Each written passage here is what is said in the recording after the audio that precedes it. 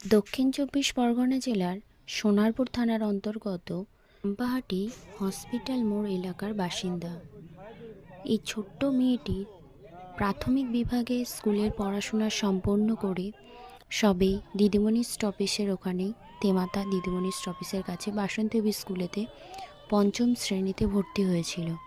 তার স্কুল জীবন শুরু হয়েছিল গত সোমবার থেকে, কিন্তু মেয়েটি বা কী করে জানবে যে গত মঙ্গলবার তার জীবনের শেষ দিন। হাই স্কুলের গণ্ডিটা তার আর পের হলো না। জীবনের কত স্বপ্ন, কত আশা হয়তো মেয়েটির ছিল, মেয়েটির বাবা মায়ের মনেও কত স্বপ্ন, কত আশা ছিল মেয়েটিকে নিয়ে। মতোই মঙ্গলবার দিনও স্কুলে যাওয়ার জন্য তৈরি হয়েছিল।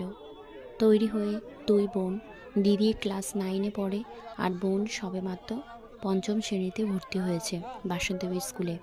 দুই বোনকে নিয়ে মা রওনা দিয়েছিল অটোয় করে, এবং দিদিমণি স্টপেজে মা তাদেরকে নামিয়ে দেয়। তারপরই তার এক খুড়তুতো দূর সম্পর্কের এক দিদি, সেই দিদি হচ্ছে স্কুটি নিয়ে আসছিল তেমাতার দিক দিয়ে, এবং তাদের সাথে দেখা হয়।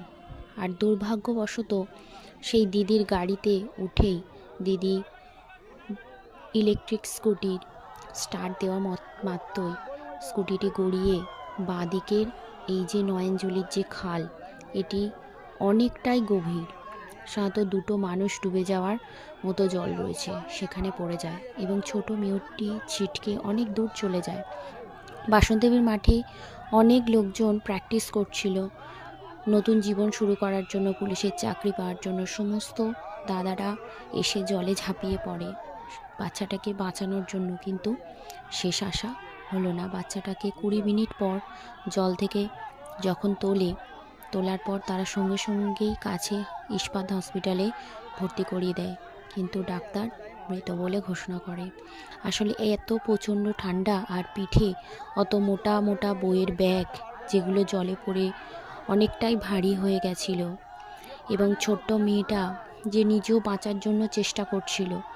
আর যেহেতু খালটার মধ্যে অনেকটা জল আর নোংরা জমেছিল, আর উপরে প্রচুর দাম ভরে গেছিল, যার ফলে বাচ্চাটি ঠিকমতো হয়তো অক্সিজেন নিতেই পারছিল না। শেষ পর্যন্ত বাচ্চাটিকে আর বাঁচানো যায়নি।